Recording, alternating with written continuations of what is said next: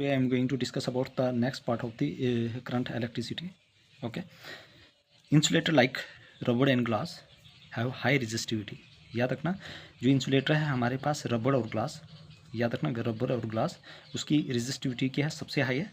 ठीक है, इसलिए वो पोर कंडक्टर है. याद रखना, तो insulator like rubber and glass have high resistivity and having the poor conductor, इसलिए वो पोर कंडक्टर है रबड़ और glass of electricity. Okay, poor conductor of electricity means यहाँ से करंट पास नहीं होता है.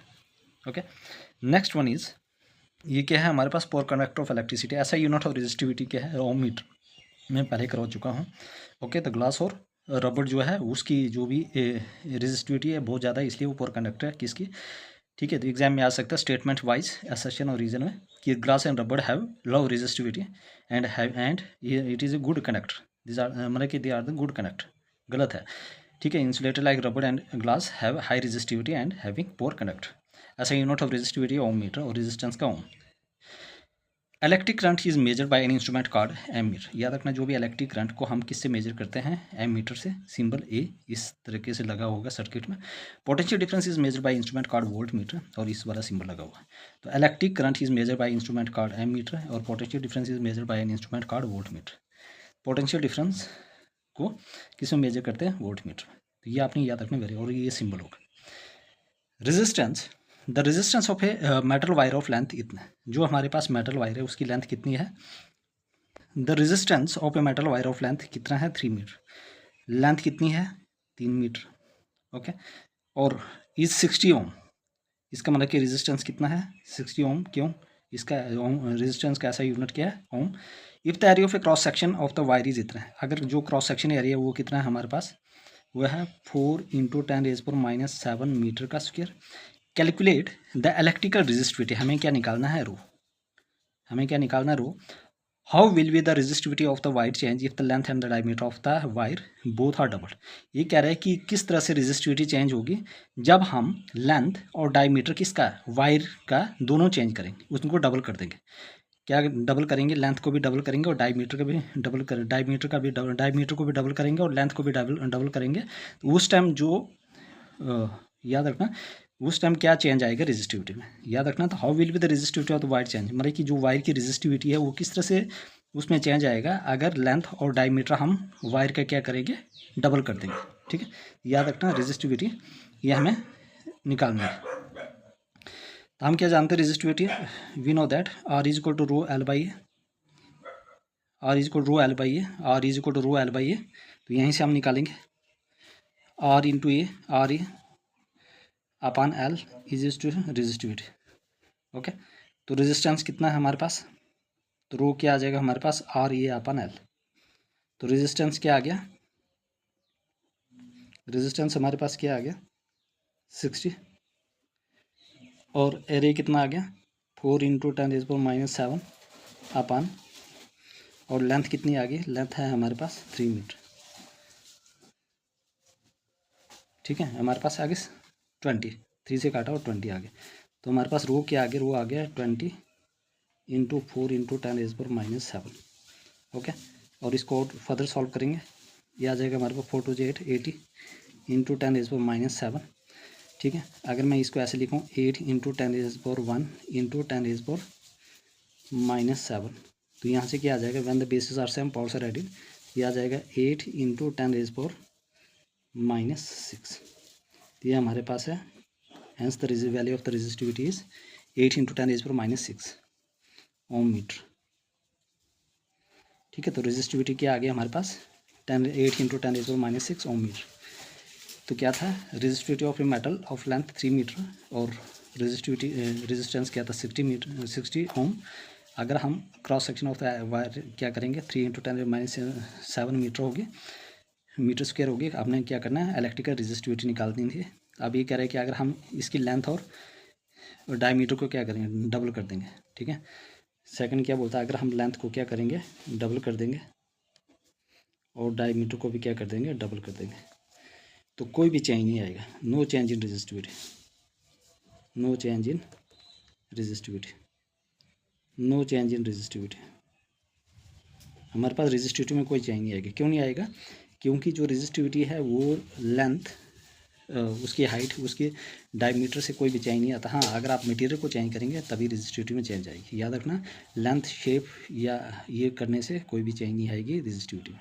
Okay, now move to the The resistivity is the property of the material does not change with shape and size of the material like length and diameter।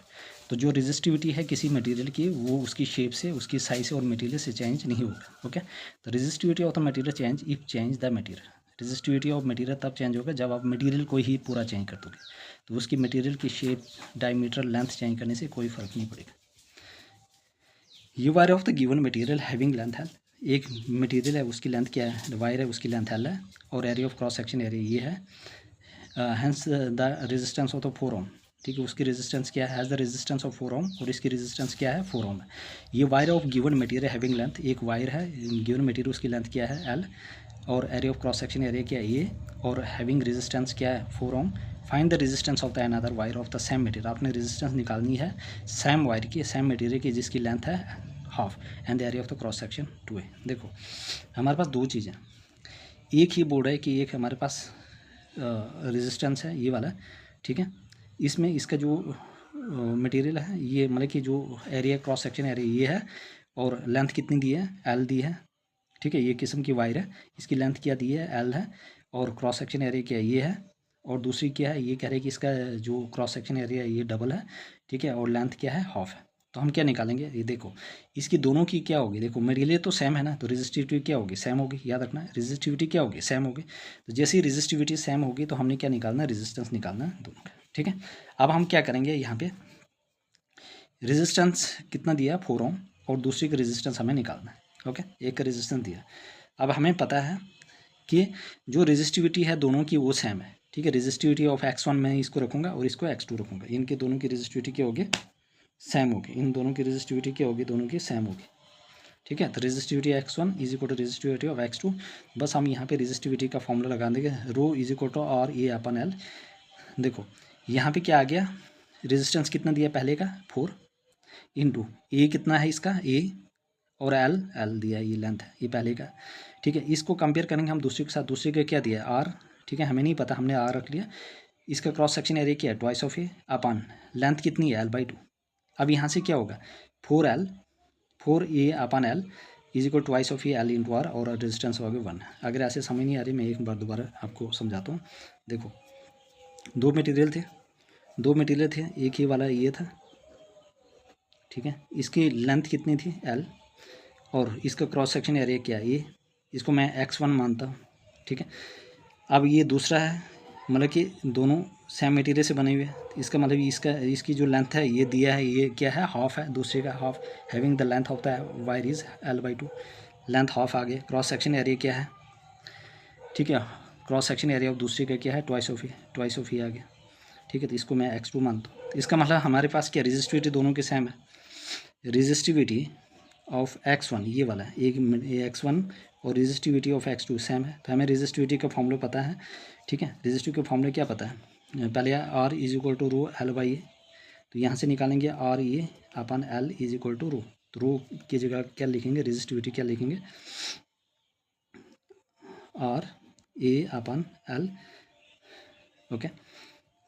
और यहाँ ये आ गया आर ए एल लिखेंगे रो की जगह, और यहाँ पे क्या आ जाएंगे, देखो इसका जो रेजिस्टेंस क्या देगा, और यहाँ पे लिखेंगे आर ए अपन एल,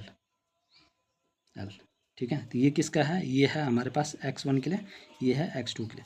अब देखो x1 के लिए आर रेजिस्टेंस कितना है, 4, एरिया ऑफ क्रॉस सेक्शन क्या है, ए, और लेंथ हमारे पास एल है। दूसरे के लिए क्या है, रेजिस्टेंस हमें निकालनी है, ए कितना दिया है, ट्वाइस ऑफ ए, और लेंथ कितनी है, L/2, ठीक है। तो यहाँ से क्या आ जाएगा, ये आ गया L/2, ओके। यहाँ से क्या होगा, ट्वाइस ऑफ ए, तो यहाँ से क्या होगा, देखो ट्वाइस ऑफ ए, और ये आ जाएगा 2, ठीक है। उसके बाद क्या हो जाएगा, ये ट्वाइस ऑफ अपन एल इज इक्वल टू, ये आ जाएगा, ये ऊपर चला जाएगा, ये आ जाएगा ट्वाइस ऑफ आर अपन एल, ये एल और ये एल कैंसिल, ये और ये कैंसिल, आर की वैल्यू आ जाएगी 1 ओम, आर की वैल्यू आ गई 1 ओम, ठीक है। तो किसी को कहीं भी प्रॉब्लम है please ask me in the comment section, ठीक है। तो आप ऐसे भी ये कर सकते हो, ये इंपॉर्टेंट है, ठीक है, किसी को कहीं भी प्रॉब्लम है पूछ सकते हो आप, नो मोटो। अब हमारे पास सबसे इंपॉर्टेंट है एरिया ऑफ ए सर्कल, क्या होता है पाई आर का स्क्वायर। ठीक है, कहीं पर दिया होगा R is equal rho L by A, तो एरिया क्या डालेंगे हम पाई आर का स्क्वायर। देखो जैसी लेंथ डायरेक्टली प्रोपोर्शन है रेजिस्टेंस से डायरेक्ट प्रोपोर्शन लेंथ। देखो अगर हम किसी भी वायर की लेंथ क्या करेंगे डबल करेंगे तो रेजिस्टेंस भी क्या होगा डबल होगा। क्यों? क्योंकि length is resistance is direct proportion to length. अगर हम क्या करेंगे लेंथ को डबल करेंगे तो रेजिस्टेंस भी क्या होगा डबल करेंगे। अगर हम लेंथ को 4 टाइम करेंगे तो रेजिस्टेंस भी क्या होगा 4 टाइम। अगर हम रेजिस्टेंस लेंथ को हाफ करेंगे, लेंथ को क्या करेंगे हाफ करेंगे तो रेजिस्टेंस भी क्या होगा हाफ होगा, ये याद रखना। Okay next, resistance is inversely proportion to area cross section area. अगर हम क्रॉस सेक्शन एरिया को हाफ करते हैं तो रेजिस्टेंस क्या हो जाएगा डबल हो जाएगा, याद रखना क्या हो जाएगा डबल हो जाएगा। कैसे? जैसे आप यहाँ पे R is equal to rho L by A. ठीक है, तो यहाँ पे मैं अगर इसको क्रॉस सेक्शन एरिया को डबल कर दूँगा तो रेजिस्टेंस क्या हो जाएगा। ठीक है, इसको रहने दो, तो ये आ जाएगा ट्वाइस ऑफ रो एल, ये डबल हो जाएगा। ओके नेक्स्ट, अगर rho is equal to R is equal rho L pi R का स्क्वायर, तो यहाँ पे क्या है रेजिस्टेंस जो inversely proportional to radius means diameter का। ओके अगर मैं रेडियस को क्या करूँगा डबल कर दूँगा। ठीक है, रेडियस को क्या करूँगा डबल कर दूँगा, तो यहाँ पे डबल 2r डाल दो, 2r का स्क्वायर वो आ जाएगा 4, तो रेजिस्टेंस क्या होगा 4 टाइम्स डिक्रीज हो जाएगा, r/4 हो जाएगा। ठीक है, अगर मैं रेडियस को क्या करूँगा हाफ कर दूँगा तो हमारे पास रेजिस्टेंस क्या हो जाएगा 4 टाइम्स हो जाएगा। ठीक है, इधर डाल दो r/2, ये आ जाएगा 1/r/2, r/2 का स्क्वायर, ये आ जाएगा 1/r/4, ये 4 ऊपर जाएगा तो ये आ जाएगा 4r। तो ये आपने याद रखना। ठीक है, तो और चाहे डायमीटर हो चाहे रेडियस हो उनका सेम रिलेशन है, ये आपने याद रखना इंपॉर्टेंट है। Okay, how much does the resistance change if the diameter of the wire is double. जब हम किसी भी वायर का जो डायमीटर है उसको डबल कर देंगे तो कितना रेजिस्टेंस चाहिए। देखो अगर हम किसी को डबल कर देंगे तो रेजिस्टेंस क्या होगा वो हो जाएगा हमारे पास 4 times, resistance decreases by 4 times. अगर हम क्या करेंगे डायमीटर को डबल करेंगे तो डाल दो यहाँ पे, ये डायमीटर है किस्म का 1/2, 2 to 4, तो रेजिस्टेंस कितना हो जाएगा वो 4 टाइम्स डिक्रीज हो जाएगा। The resistance of the wire of 0.1 centimetre radius is 10 centimetre if the resistance of the wire is this and this find the length of the wire. ठीक है, तो हमारे पास कितना दिया है रेडियस कितना दिया है 0.01 सेंटीमीटर, रेडियस कितना है इतना, तो रेजिस्टिविटी कितने दिया 50 × 10⁻⁸। ठीक है, रेजिस्टिविटी क्या दी है हमारे पास 50 × 10⁻⁸ ओम मीटर। ठीक है, तो लेंथ हमें निकालनी है तो हमें इसमें डाल देंगे रो आर इसको रो एल बाई ए, तो क्या है रेजिस्टिविटी 50 × 10⁻⁹ इंटू एल, एल कितना है एल हमें निकालना है। ठीक है, find the length of the wire, हमें वायर के तो याद रखना 1 मिलीमीटर किसके ग्रोथ है 10⁻³ और 1 सेंटीमीटर को जब मीटर में करेंगे 1 मिलीमीटर को जब हम मीटर में कन्वर्ट करेंगे तो 10⁻³ लिखेंगे और 1 सेंटीमीटर को जब हम मीटर में करेंगे तो 10⁻² लिखेंगे। 1 मिलीमीटर को जब हम मीटर में कन्वर्ट करेंगे तो 10⁻³ करेंगे, 1 सेंटीमीटर जब मीटर में करेंगे तो 10⁻², क्योंकि लेंथ और एरिया जो क्रॉस सेक्शन वो हमेशा मीटर में होता है। ओके, मीटर स्क्वायर और मीटर में। ओके, अब यहाँ पे क्या हो गया देखो 50 × 10⁻⁸ length, find the length of the wire, हमें वायर की लेंथ निकालनी है। ओके, अब हमारे पास वायर की क्या करनी है हमने लेंथ निकालनी है। The resistance of the wire, और रेजिस्टेंस ऑफ द वायर कितना दिया है वो दिया है हमारे पास 10। ओके 10 दिया है, रेजिस्टेंस ऑफ वायर कितना दिया है 10। ठीक है, आर कितना दिया है हमारे पास 10।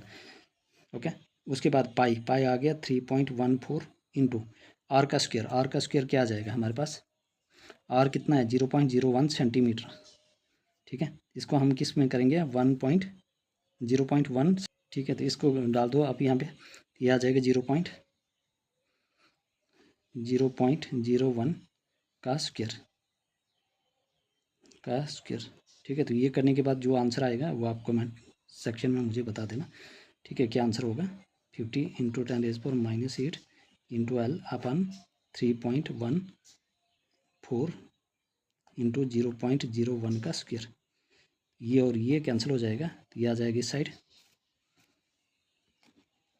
3.14 इंटू 0.01 का square is equal to 10⁻⁸ 5 into 10⁻⁸ minus L. तो ये आप कमेंट सेक्शन में मुझे बताना है इसका आंसर क्या होगा। ठीक है, तो लेंथ क्या आ जाएगी ये आपने आंसर बता देना। Okay, I hope everybody clear. Now I am going to discuss about the ohm's law. Ohm's law क्या है? ठीक है, ओम्स लॉ क्या होता है देखो, ohm's law was given by George Simon Ohm. Ohm's law को किसने दिया था? जॉर्ज साइमन ओम ने। याद रखना कब दिया था? 1827। Ohm's law was given by George Simon Ohm ने, ठीक है। He propose this law in 1827। Ohm's law को किसने दिया था? जॉर्ज साइमन ने 1827 में, ठीक है।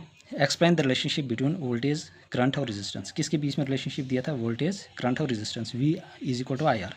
देखो जब ग्राफ हमारे पास क्या हो जाता है, जीरो यहाँ से ओरिजिन से पास होता है और स्ट्रेट लाइन आ जाता है, तो इसका मतलब ओम्स लॉ वेरीफाई हो गया। तो ये किसके बीच में रिलेशनशिप देता है? वोल्टेज और करंट के बीच में। और ग्राफ कैसे आ जाता है? Linear. Okay. He was a German scientist, means physics थी। याद रखना ये कौन साइंटिस्ट थे? ये कहाँ के थे? ये जर्मन साइंटिस्ट थे और फिजिक्स थे। Okay, the potential difference across the end of a metallic conductor is directly proportional to the current flowing through it, provided its temperature remain the constant, remain the same या constant।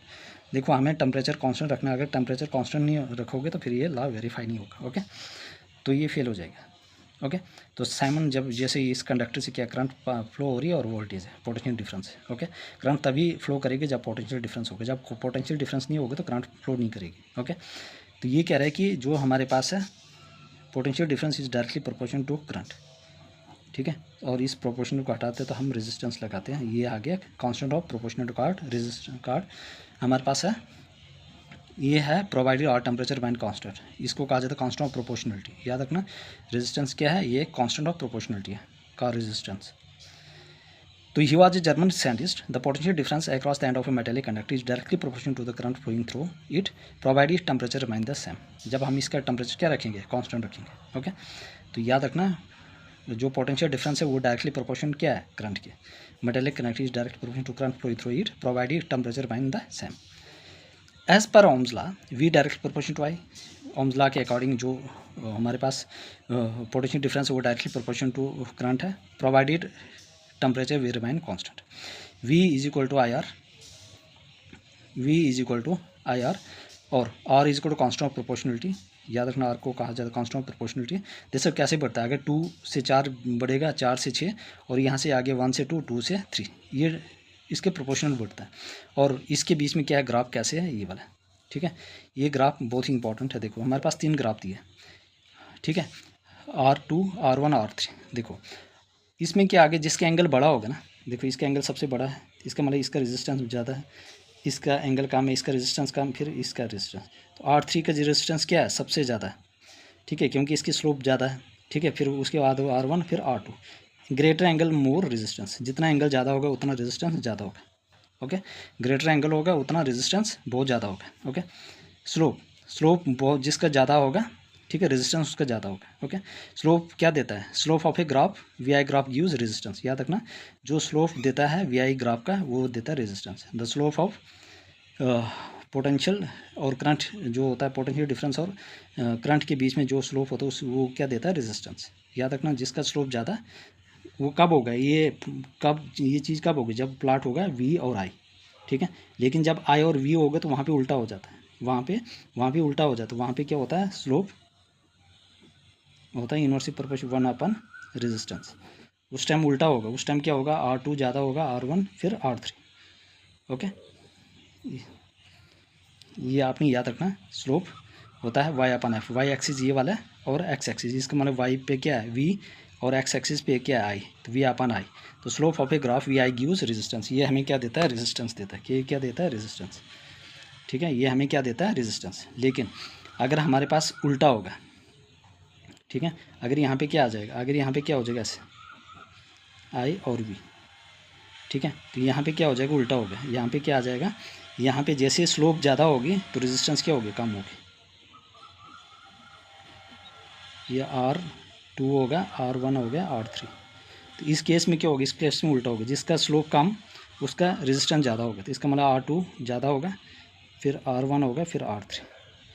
कब? जब हमारे पास I इधर होगा, I और V इधर होगा। Okay, तो please everybody subscribe my channel, like share और कमेंट। देखो मुझे मोटिवेशन मिलता है आप लोगों के लिए इतना ऑथेंटिक कंटेंट लेकर आ। ओके, तो प्लीज़ एवरीबॉडी सब्सक्राइब, शेयर कीजिए अपने फ्रेंड्स।